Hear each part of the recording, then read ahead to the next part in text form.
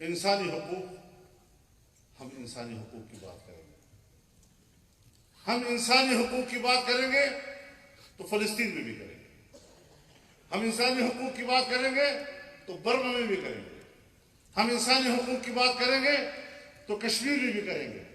लेकिन हम इंसानी हुकूक की बात करेंगे तो फाटा में भी करेंगे।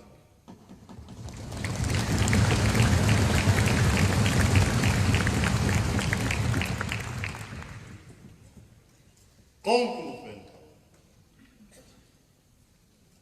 जबर की बुनियाद पर जमहूरी मुल्क नहीं चलाए। तो इस हवाले से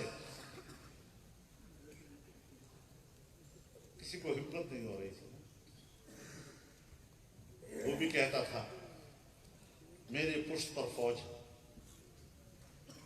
फिर कहता था मेरे पुष्ट पर अमेरिका है,